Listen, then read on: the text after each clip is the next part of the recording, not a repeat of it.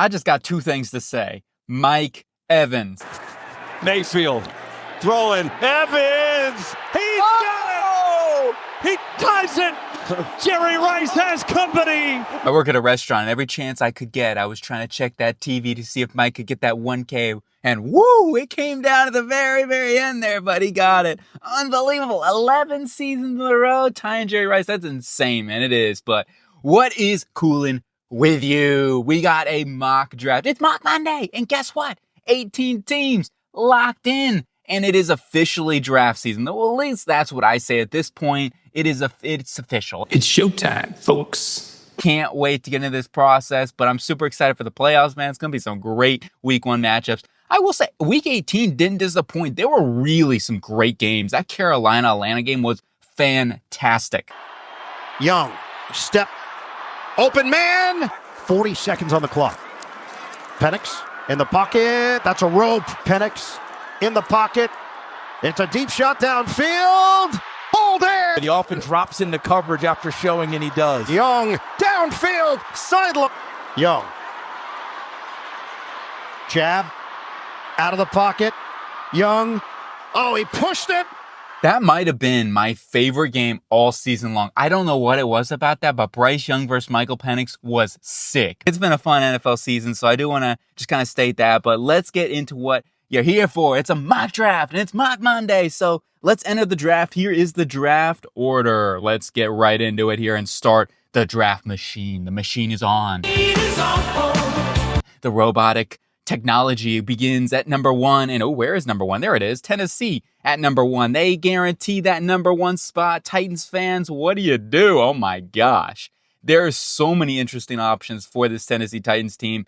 I'm going to try to mix some realism and also what I would do in this because it's just so early. And whether, I think the biggest question going into this draft, at least right now, is there a quarterback that is going to go even in the first round? And that's another thing, like, our team's going to really say that we feel great about taking a quarterback, not just top 10, much less that, but also just in the first round in general. And that's where a lot of the offseason stuff, the interviews, the Senior Bowl stuff, all those sort of things are going to be really taken into heavy account as we really get into this process. But going into this Tennessee Titans pick at the number 1 overall pick, I am going to just go Travis Hunter. And yes, I understand they could go with a Shedeur Sanders. They could go with the Cam Ward, but I really cannot take one of those quarterbacks wholeheartedly over Travis Hunter, at least not at the moment. I think Travis Hunter is such a phenomenal prospect. And while they may not need him a whole ton in the secondary because they got Cheeto, you got Ladarius coming back next season, and then Roger McCreary in the slot, they still could use, more help. You never know. And you could end up trading one of those guys. Definitely possible as well. And then on offense, they need another playmaker, right? They need someone like a Travis Hunter on their offense with his dynamic ability. I think he'd play more receiver early on. Either which way, I'm getting him on the football field. And I just think he is the best player in this draft. On to the Cleveland Browns. There's another guy in this class that I just feel like, even though the Browns also need a quarterback, there's so many questions with a lot of these top teams at the quarterback position.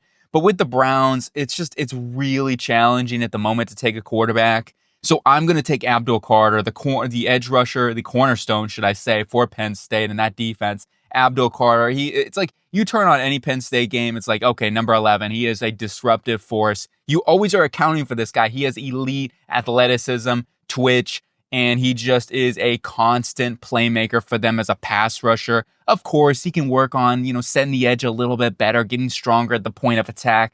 I don't know if that's ever going to be a super strength of his game, but he is going to be a monster as a pass rusher. And if you think about it, Myles Garrett, I think there's a real chance that he gets moved this offseason. So this would be a bit more of a projection because I do think that there is a 50-50 shot. So it's not a guarantee because you like to keep your cornerstones. Myles Garrett is still, if not the best edge rusher, one of the best edge rushers, top 3 for sure, in my opinion. But there certainly is going to be some rumblings and some talk on Myles Garrett this offseason. So why not? Even if they keep Myles Garrett, I still don't mind adding another pass rusher in here with Isaiah McGuire working that in there. I know Okoronkwo is still under contract, but that's something that it wouldn't be shocking to me if they add another playmaker off the edge. And I think Abdul Carter is a top 5, top 3 player easy in this draft class. And then we go into the Giants here at number 3, and I'm going to take the first quarterback off the board.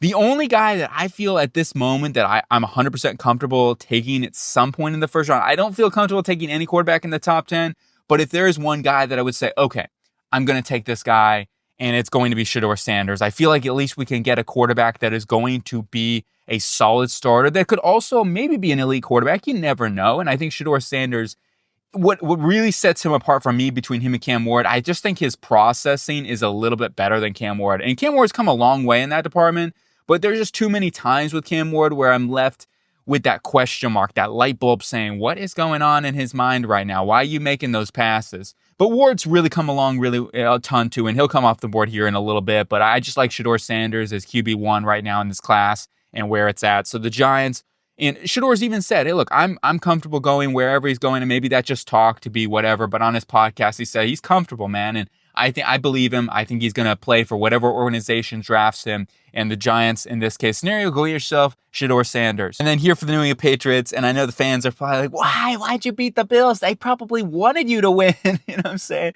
They're probably saying, hey, Mitch, throw the game. Or, you know what I'm saying? Like, they're probably, hey, don't play too good today, Mitch. We want the Patriots to win so they don't get that number 1 overall pick. We don't want to go against Travis Hunter twice a year.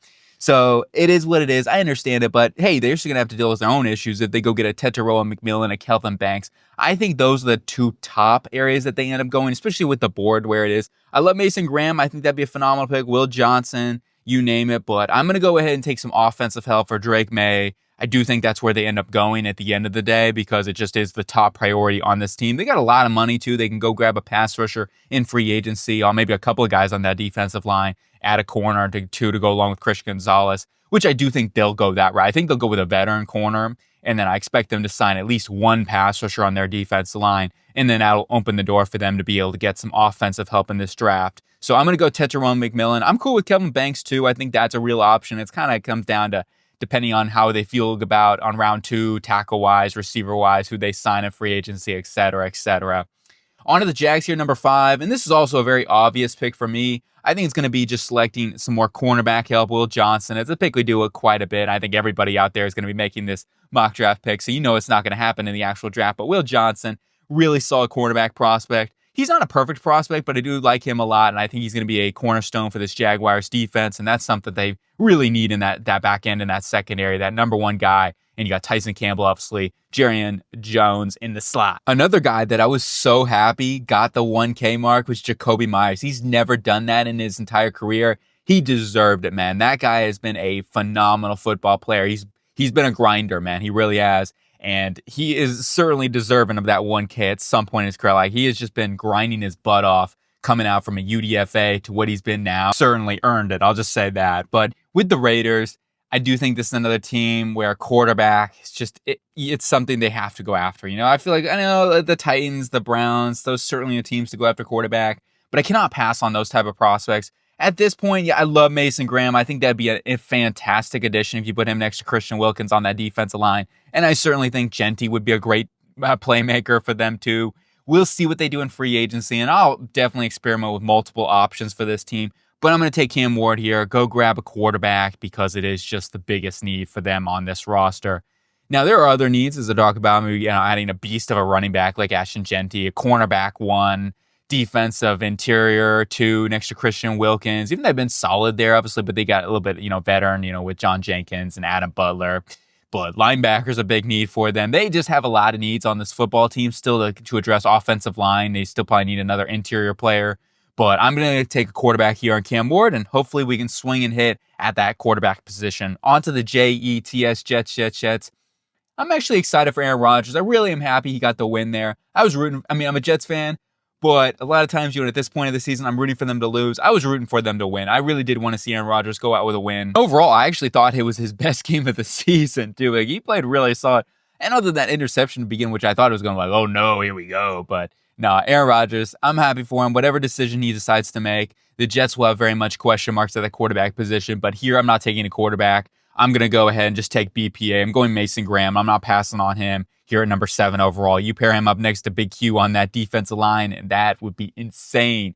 Plus, Mason Graham, I think, will be really more of that run defender, and Quentin Johnson can be an excellent pass rusher. You pair those two guys together, and as I talk about, I think that's a match made in heaven on that defensive line, and you're just adding some more beastly playmakers on that front four. Let's go on to the Carolina Panthers. We'll see also if Rex Ryan ends up being the head coach again. Oh my gosh.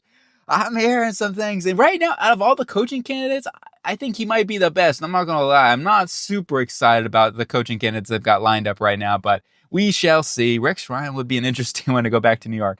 Let's go into Carolina here, number 8.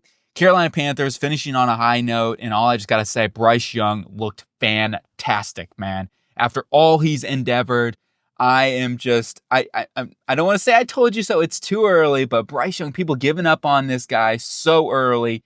He just needs a little more confidence, man. Like, give the guy some time. You're bailing on this dude that has so much talent. I get he's small. Maybe he doesn't have the biggest arm or anything like that, but the dude's got the processor. He just needs a little bit more time to grow. And like I talk about, confidence. I think that's real. It doesn't stem to other things. I just feel like with him, it was a little bit up here. Not anything to do with what he, not as able to do and reading the field and stuff like that. I was still seeing him play at a high level in that regard. It just, he was a little bit, it looked like he was shaking up in the, the mental game. And that's, half the battle when it comes to the quarterback position. So give him a little time, certainly helps. But now let's give some more time to that pass rush and more focus into that pass rush. You like the segue? And I ain't talking about the bus or the train or nothing like that, but I'm talking about some pass rush. I'm talking about James Pierce Jr., the edge rusher from Tennessee, who is an absolute stud muffin off there at Tennessee. And I don't know why I call him a stud muffin, but cut. No, I'm joking. We're not cutting nothing, man. We're going with it.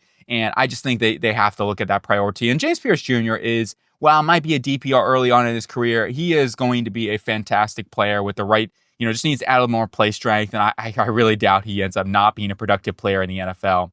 On to New Orleans Saints here, number 9. New Orleans Saints is a tough team because there's a lot of different options they could go. I could see this the first place for Tyler Warren even off the board. That's a very interesting combination, mainly because you do have to think about with Juwan Johnson being a free agent. Foster Moreau's been solid for them. Obviously, you got Taysom Hill, the ever-versatile Taysom Hill. But I do think that a real option for them is looking at another playmaker, and Tyler Warren would make a lot of sense. So keep an eye on it. Okay, I do think there's a real need. I'm going to go ahead and take a pass rusher, though, because I still think that with more than likely Chase Young going to walk out the building, get a big contract elsewhere, because he's had a phenomenal season, in my eyes at least. So I think he's going to get paid somewhere else. They just really are not going to be able to afford a massive contract for Chase Young. You only really have Carl Granderson. Maybe Foskey can have some sort of step up here soon, but I think they're going to need to add somebody else. And this is where it's tricky, right? But I'm going to go ahead and take Mikael Williams, very raw prospect. It hasn't always worked out for them when it comes down to raw prospect, but Mikael Williams, you cannot deny the traits that he has. And I don't think he gets outside the top 10, top 15 come actual draft day because of the size, the arm length, the speed that he possesses. Teams just don't, they take that in the NFL, especially in this draft class too. I think he's going to go early. On to the Bears here at number 10, and it's self-explanatory. Dude, I don't even need to explain this pick. I'm going offensive line. The only explanation that you really have to come into with this one is which offensive lineman do you take? I'm going to take Kelvin Banks Jr. here. I do think he ends up going first in terms of the tackles. And even though I love Connerly, I like Banks a lot too. I don't want to hate on Banks. I do worry about his hands at times, but I think that Banks, he can be a little lungy, and that's something I think he's going to have to improve upon. But I do like his attacking mentality. That's something I will not knock on Kelvin Banks. And I also think his footwork is really, really good too. It makes up for a lot of the times where he is off with his hands. And he does have quick hands, and that's one thing I will say about Banks. But whether you play him at guard, whether you play him at tackle, like they just need improvements at the offensive line position. Braxton Jones going into a contract year, Karen Amagaji, you could end up moving him inside the guard. Now, he's going to have to get stronger, especially if he's going to play a guard. No matter what, he's going to have to get stronger. But anyway, Kelvin Banks Jr., just a much area of improvement on their offensive line, as I talk about, whether that's a guard, whether that's a tackle, you need help up on that to protect Caleb Williams. On the 49ers, you know what? Even though I do think pass rush very much in play here for them too, whether that's interior, whether that's edge rusher, both very much on the cards, in my view, for this San Francisco 49er team. And it wouldn't shock me if they take a pass rusher early. I think between round 1, round 2, they will go with one pass rusher, whether that's an edge rusher or a defensive tackle. I'm going to go and take offensive line here, mainly because I think that the drop-off between offensive line and edge rusher from round 1 to round 2 is just, I feel like it's a little bit greater. You know what I mean? So that's why I'm going to take, this is where I'm going to take one of my guys. I know Will Campbell could end up being the number 2 tackle off the board, but somebody that I'm very, very high on. I know he's very low on PFF's board. He's going to rise very, very soon. Just bear with me on this one. But Josh Connolly Jr. stays out west, and he is so athletic. I think his hand placement is fantastic. And while he may not be the biggest guy or the strongest guy at the moment, he has really worked on his strength though this season. You can already tell he is bulked up, but I need to add a little bit more this offseason, no doubt. He's going to need to add about 10 more pounds of muscle mass. But if that's your biggest weakness, I can deal with that. That's something that, especially this 49er team, even if you wanted to play him at guard early on, that could be a possibility, but they need a tackle for the future, especially that right side. Josh Connolly Jr. is a guy that I feel very comfortable can play left or right because of the way he moves. Sometimes it's hard to project that, but sometimes you look at through the guys who have been successful moving from left tackle to right tackle. Typically, people with good footwork are able to do it. That's one of the keys that I see with those guys that are able to transition from left tackle to right tackle or vice versa. This is just a pick where I'm just going to have to say, hey, look, San Francisco, you're going to have to trust me on this one. You may not trust me. I understand. You're like, who is this guy selecting Josh Connolly Jr., number 97 on PFF Big Board? But anyway, like I said, I've watched the film on Josh Connolly. I'm a huge fan, and I stick with that opinion, and you can hit me on that and have a discussion on it, but I really do like Connolly. This is not for the clicks or anything like that. I promise you that. I really, really like Connolly. On to the Dallas Cowboys here at number 12. Jeanty's on the board. Jeanty's the pick. Even though I do like Rico Dowdle a lot, I think that adding a guy like Ashton Jeanty elevates this run room to the next gear, right? I mean, you're getting a potential all-pro, elite, top 3 running back in the NFL. I think, too, they're going to utilize his receiving work skills even more at the next level because he certainly has good receiving ability. I think Jeanty is going to be a true workhorse, number 1 guy. And their offensive line starting to be coming along, especially at the end of the season with some of these younger guys. So I expect between Hoffman, Bass, they're going to continue to work these guys in, maybe add another draft pick or another free agent. They're going to get better and better, and they showed at the end of the season how to be more reliable, too. On to the Miami Dolphins here at number 13, and I'm going to go offensive line. This team, I'm going to be real with you, Miami. I think you need to start planning on a bit of a rebuild, or at least a retool, because a lot of the players on this roster, I think, may not be on this team in the next couple of, season or two. Obviously, Tyreek Hill's already mentioned that he's done, right? And that's not a good sign at all. So that could be another key player you lose out on. Now, you're going to get a draft compensation for Tyreek Hill. Somebody will give you at least a 3rd-round pick, in my opinion, for Tyreek Hill. So when that crossroad comes to it, we'll address it. I'm not going to force the wide receiver position, even though I do like Luther Burton here. I think it would make a lot of sense. He's got speed, too, so he certainly fits their criteria of type of player they look for. Speed, right? But I'm going to hit me Jalen Walker, right? Maybe they'll be oozing over him. I'm going to take Will Campbell, though. I think offensive line, we talk about rebuilding a little bit. You need to rebuild the trenches. It's something they've neglected for so very long. And another thing about Will Campbell, too, it's like you're getting a little bit of help just in case Patrick Paul does not work out. Because I'll be real, I'm not super impressed with Patrick Paul so far. I wasn't super high on him coming out with his hands. I just thought that was a big issue for him in Houston. Now, I did like his run blocking ability quite a bit at Houston. That was something, I thought he could continue translating at the next level. But for right now, he has really struggled quite a bit for me to feel 100% confident that next season he could be able to just plug and play and start for Terron Armstead if they do let him go, or what happens there, who knows. But I just think that Will Campbell, you plug him in at left guard / left tackle, depending on how that works out, but you're just getting some more help on that front, because that is something that is a guaranteed need from me for them in rebuilding those trenches. It's been such a big problem for this team for so very long. They need to address it, and I think that is the top priority for the Miami Dolphins this offseason, even if you lose some of your big-time playmakers. On to the Indianapolis Colts here, number 14. I know, I'm sorry, Indianapolis. I'm going to keep this one as what I've done for so many weeks and whatnot, and it's just a dream scenario. Tyler Warren, he's one of the best players in this draft class. I would say he's probably a top 10 player in the draft. It just comes down to how high do you take a tight end. But I do think for the Indianapolis Colts, who play a lot of 2 tight end sets, it's worth it, right? Shane Steichen's scheme, he gets these tight ends involved, and especially as blockers. But I think you need more of a receiving all-around beast. Well, you're getting that with Tyler Warren. So I just think it's a dream fit. So once again, as I talked about earlier, when we all mock one player to a team, it's not going to happen. So we'll see how it all goes. On to the Atlanta Falcons here, number 15. And I'll let you figure out where we're going here. Do I need to mention edge rusher? Right, I know. I'm sorry, smart aleck over here. But Jalen Walker, edge rusher, Georgia. A little bit of a project. I do think he could be somebody that is more of a DPR early on. However, I expect them to also add in free agency like a veteran. I love adding like a Khalil Mack, and then you add in a Jalen Walker to go along with Arnold Ebiketie, and then you go into next season as that's your rotation. Plus, you got Braylon Trice, so those are your third, fourth guys. Jalen Walker and Braylon Trice as they develop and get better and whatnot. Like, I think that would be a really, really nice core to kind of nip this in the butt because it's been such a big issue for this Falcons team for so very long. I could also see them going defensive interior as well because you never know. They might have to lose Grady Jarrett and David Onyemata. Both of those guys could be cap casualties with where they're at cap-wise right now. So keep an eye on all those, but I do think defensive line is the number one area that this team has to go after in the draft. Team that needs some more pass rush, the Arizona Cardinals, and that to me is the number one priority for this team as well. Now, I look at this and say, you got a lot of young guys off the edge right now. I would lean towards signing a veteran free agency with some proven pass rush off the edge. And then I think you add in a big fella on that defensive interior. That's just the way I lean at the moment, mainly because like the interior, you just paid two guys between Justin Jones and Bilal Nichols. So let's kind of add some youth to that interior. I mean, you got Darius Robinson, who's more like that 5-tech role on their defensive line. Let's add somebody in that 1-tech 0 shade.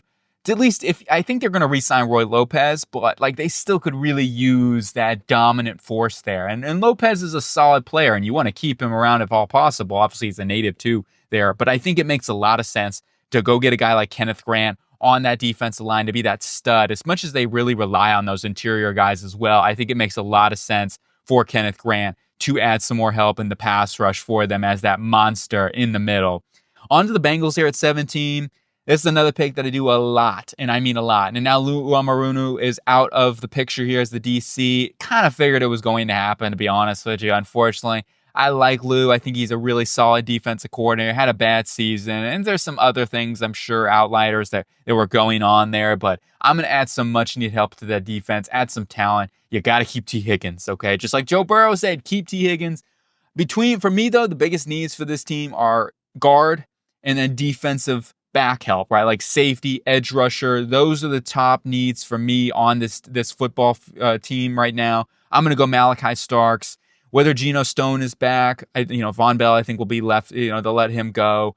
You do have Jordan Battle, and I expect him to be a starter at some point, at least long term. But you added Malachi Starks, who can also play in the slot. Mike Hilton being a free agent too, so I think that would make a lot of sense. I mean, you got Daxton Hill. You got a lot of guys in that secondary. I would lean towards signing a veteran corner, and then you go get some more safety help. Get a Malachi Starks, who could be an interchangeable piece on their defense. But let's move on here to the Seattle Seahawks.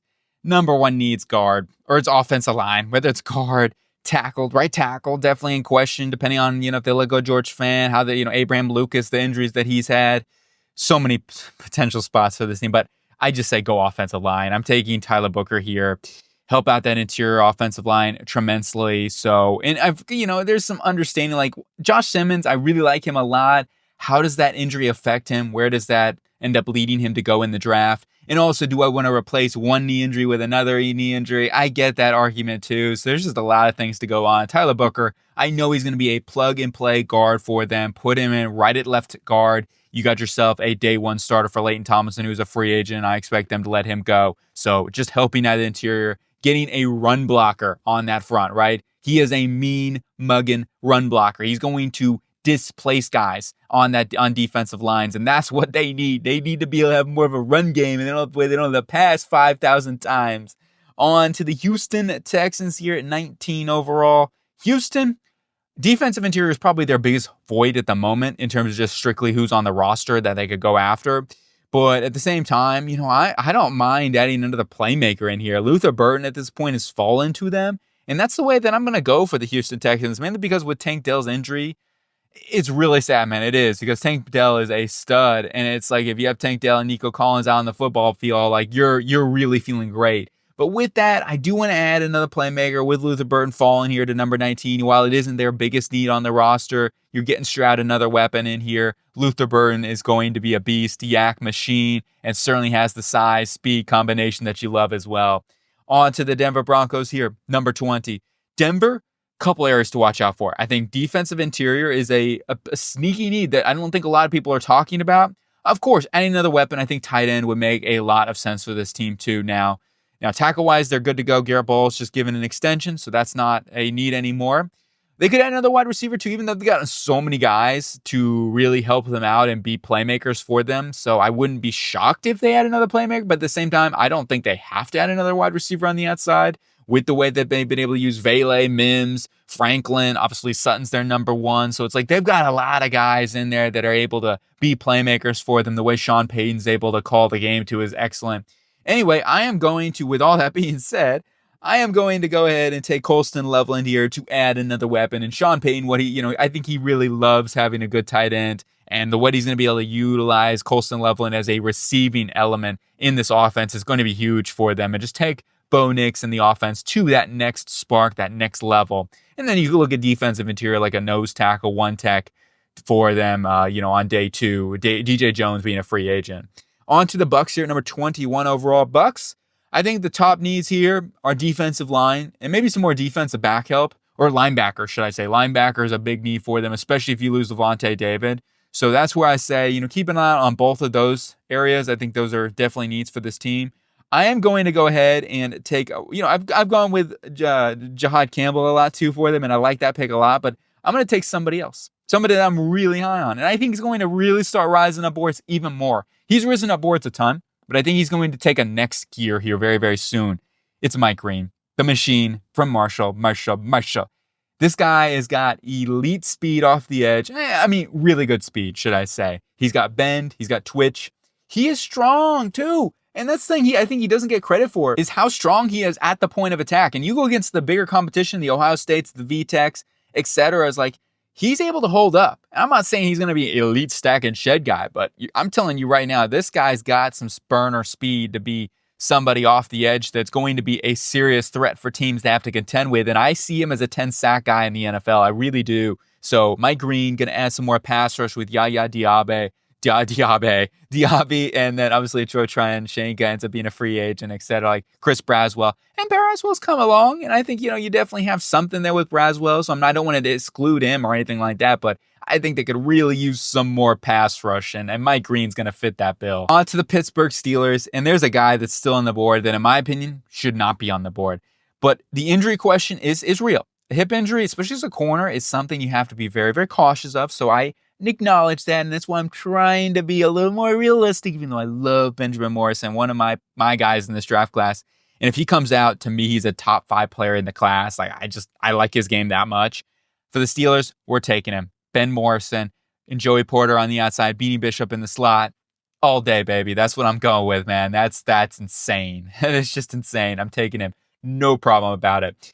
On to the Los Angeles Rams. And the Rams, my top needs, cornerback, and also offensive line, especially the tackle position. Like, you need to add a tackle in here. So I think they bring back Aldrich Jackson, but Rob Havenstein, he's a little bit older now. I fully expect them to invest in the tackle position early in this draft class. And with somebody that I think you don't have to start right away because you still have your starters. Obviously, if you bring back Aldrich Jackson, you would have your starters going into next season. But with those injuries that they've had, I think it would make a lot of sense to, like, the New York Jets. You go get Josh Simmons in here to be that developmental guy, and at some point he's going to have to play, but you don't have to force him in right away, and hopefully maybe mid-season to late season, that's when you're looking at that timetable. But they need to make sure that they have tackles, because when they are without their 2 starters, it is a total, or one of their 2 starters, should I say, it is a totally different Rams team. So adding some more depth here at the tackle position is huge, but also adding that long-term succession at that right tackle position is also huge. Josh Simmons has right tackle experience. He has left tackle experience. So I feel comfortable either which way. And the tools that he has, I think he would go top 15, top 10 if it weren't for that injury. On to the Green Bay Packers here, number 24. And the top needs for me, I think, are a big fella in the interior. I think a cornerback on the outside. You never know offensively wise. What if they had another weapon in here? I think that is something. I know Gudu Kunch will be like, oh, that's never going to happen. What are you talking about? But Emeka Egbuka is kind of, he's kind of thrown out there to me as an interesting option at this point. Anyway, I'm not going to go that route as much as I really do think about it. I'm going to go with the safe pick here, one that at least hopefully nobody will blast me. No, I'm joking. We know no safe out here, man. I'm ready. Come on, bring it on, man. I'm ready to go. No, I'm going to go and take Siobhan Revel. I also think he's a perfect scheme fit for Jeff Hafley and that defense, the way he's going to want to play, some more, please get the hands on the line of scrimmage, a big fella on that line. Siobhan Revel certainly can do that. And you get him because of the injury he falls in the draft. I think he's another guy that could end up going top 15 and weren't for that injury, top 10 maybe even. On to the Bolts here, number 25. The Bolts, top needs for me, defensive line, whether it's interior or edge rusher, just going to depend on free agency. But I think the defensive line needs some more retooling. I think the interior of the offensive line needs a little retooling. That's probably more of a day 2, day 3 type of need for the Bolts. Tight end, another playmaker. Now, I will say, if Quinn Johnson keeps playing like that, man, let's go. That's what they need. That's the Quinn Johnson we all look for, man. His hands were great. Like, he looked like a totally different player in that one. I don't know what sparked. Hopefully he can continue to build on that. Like, they can get that Quinn Johnson. I know it was versus the Raiders secondary, but that was impressive. One of my favorite impressions. And obviously you got Lad McConkey. Like, you're building something with those two guys. So that's why I'm not going to force another playmaker in here. I'm going to go on the defense side of the ball. And we're going to add an edge rusher. Actually, you know what? I'm just going to add one guy sticking right here, Nick Scorton. Because Khalil Mack's getting older now. And also, Joey Bosa's getting a little bit older now. Khalil Mack's a free agent. They need some more pass rush. Yeah, you got Tui Tupelotu, but I think that Nick Scorton would help them out on that defensive line tremendously. First thing I got to say, hopefully Jaden Daniels is ready to go for the playoffs. I was a little worried, to be honest. I'm like, you have Marcus Mariota. Why don't you just play Marcus Mariota? He's a really good backup, and obviously he's super clutch. So I was kind of surprised that they didn't just play Marcus Mariota the entire game. I mean, the seeding and everything like that, I get it. But at the end of the day, like, you're in the playoffs. So why risk that sort of element? It just didn't make a whole ton of sense, in my opinion. So that's why it was a little bit shocking in my eyes. Anyway, hopefully he's all right. No, you know what I'm saying? But in terms of the draft here, I am looking at either a wide receiver, maybe an offensive lineman, depending on who falls, etc. I think that you're looking at adding a defensive lineman, an edge rusher specifically, right? Defensive interior is good to go. Linebacker, sneaky neat, Jihaad Campbell. Don't be surprised if Jihaad Campbell is a serious target for this Washington Commanders team. Dan Quinn could see him and say, hey, look, this guy's a little Micah Parsons-esque too. He could play off the edge a little bit for us. I like those areas. I think cornerback-wise, another area possibly, but I think between Mikey and Marshawn, they rock with that and get maybe that third guy in free agency and build some depth later in the draft. But anyway, safety, maybe, and safety is good to go. You got Quan in the back, so I think we're going to go ahead and add Emeka Buka here, just going off the board. I think it came down to him and Jihaad Campbell. One of those two guys I think would make a lot of sense for them, or another pass rusher. But with a lot of the pass rushers going off the board in front of them, I think it makes a lot of sense to just see who falls to you, and it's Emeka Buka in this case scenario, and I'm gonna be cool with that. Go back to Ohio State, find another weapon for Jaden Daniels. And then on to the Ravens here at number 27. And for them, I think the areas to look out for, guard, obviously, being like the top thing here. You got Makari at left guard. You got Falele right now, right guard. And you got some developmental guys, Andrew Voorhees, etc.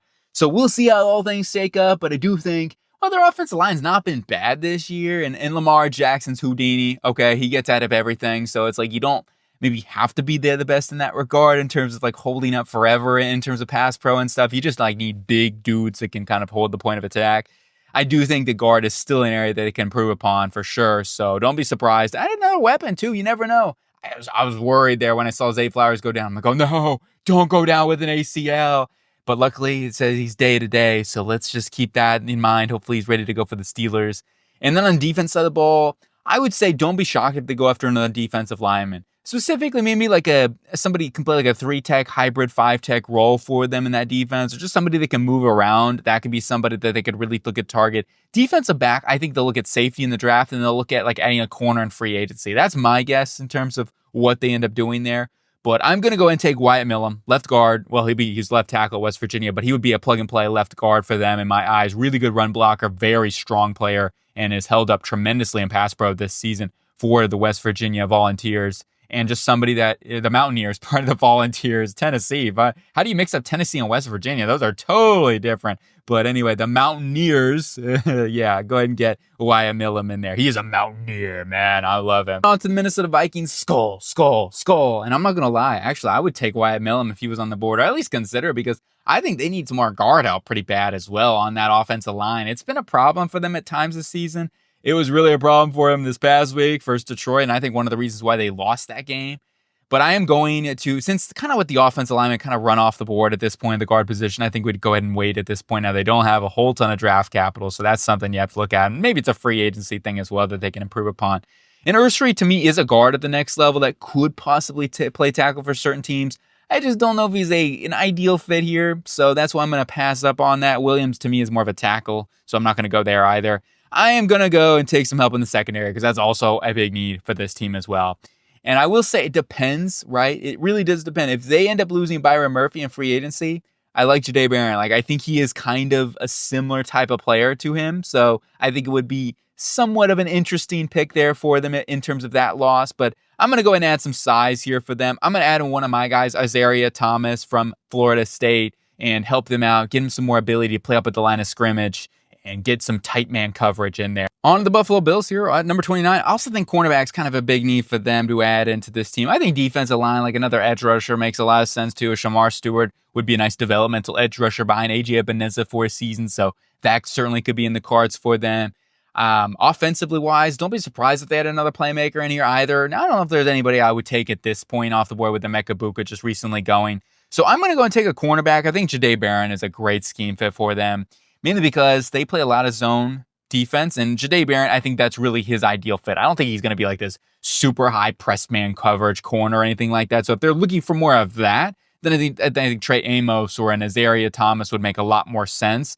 But Jahdae Barron fits the bill and what they look for, I think, at the cornerback position. You pair him along Christian Benford. I think that Barron's going to be that playmaker on the opposite end that's going to be really a key for them. And I think safety is also a sneaky need for the Buffalo Bills. So Jahdae Barron could also be a safety for them too, because they really do need a playmaker in that back end. And it's just not been reliable too for the Bills. On to the Philadelphia Eagles here at number 30. I was hoping Saquon Barkley would play, but obviously, you got to protect him for the playoffs. I understand that. With this pick, though, here are my areas to watch out for. I think that they could look at like a guy like Arion Terusri who could fill that Mekhi Becton role to a T, right? You play him at right guard. He could end up being the long-term right tackle as well. I know you got Tyler Steen. We'll see if he continues to come along, etc. But I think that could be in play for them.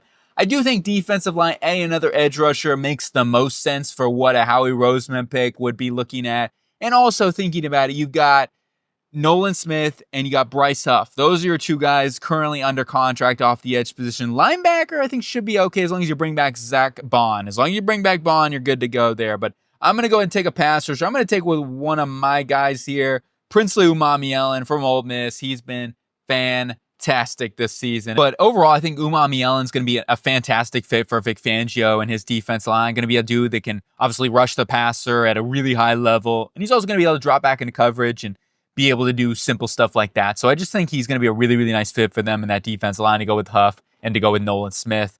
Going on to the Chiefs here, number 31, well, it is tricky, right? Because they've invested in the tackle position, right? Between Wonya Morris, between Kingsley Sumatea, they've tried. They just haven't been able to hit. So my view on this is like what do they go back to the well? Do they go in free agency? Those are all very much interesting ideas on how are they going to approach this left tackle area. I am going to go ahead and say, what if they don't go out in free agency, even though I expect them to? What if there's nobody that they feel comfortable in the open market? Well, maybe there is a guy in the draft they feel really good about. And Cameron Williams is the guy. I know Arion Terusri is more of the left tackle. He plays left tackle at Minnesota, whereas Cameron Williams plays right tackle. I'm higher on Cameron Williams as a prospect. I really do like Williams. He's raw, and he still needs to work on his hand technique and stuff like that, counters and stuff. But I think Williams has all the tools and has the strike power that you look for. And I think he can transition like J.C. Latham. I mean, Latham transition. I think Williams can do the same, and he can be that blind side protector for Patrick Mahomes to finish that for them and hopefully finish off their offensive line. And then we go into the final pick here, the Detroit Lions at number 32 overall. Couple options. Obviously, defense line, edge rusher are the two areas I think that stick out the most for me, especially on the offensive line, like finding a guard to go along. Graham Glasgow is the only guy really under. I mean, you got Christian Mahogany, some Mahogany, we'll see about that. I like Mahogany a lot, but I'm going to go a little different route. There's a guy that should not be on the board at this point. He has got fantastic film.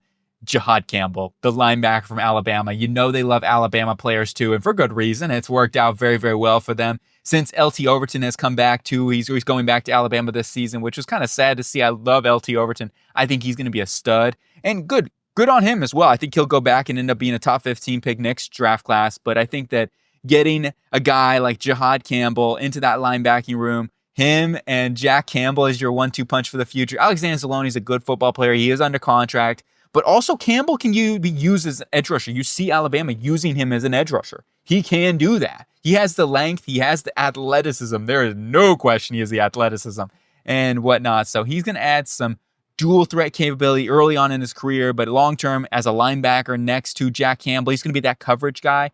he can drop back into coverage. He is a really solid zone drop defender as well, can read the eyes of quarterbacks. I just think he'd be a fantastic addition for Aaron Glenn. If he is still a DC, who knows, might get a head coaching job after this season, but going to add some much needed long-term help. And that's what this team is, just getting the best available players on the board for the future for them. And I think Jihaad Campbell does that. I'm going to do it here for this mock draft in the first locked-in 18-team mock draft for the season. Obviously, we'll keep bringing more mock drafts. We got a 3-rounder tomorrow coming, so let's get ready to roll with that anyway. I hope you guys have a cooling day. Let me know what you think, agree or disagree, as I'm trying to punch you right now. Boom, boom. Oh, man, I better be careful. I don't want to get flagged. But flagging this video for trying to punch me in the face. What's going on, G-Slang? Nah, man, we're cooling. Anyway, keep it cool yourself, and I hope you have a really good day.